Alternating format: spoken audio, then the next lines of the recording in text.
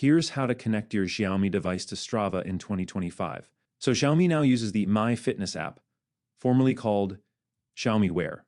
The connection steps are slightly different depending on whether you're on iPhone or Android.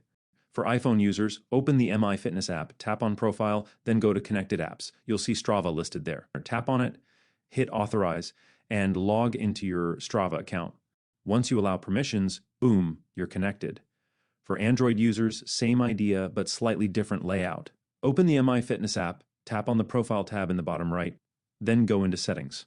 From there, select Third-Party Data. If you have Strava installed, it'll show up under Accounts and Authorization. Select Strava, log into your account, authorize it, and you're good to go.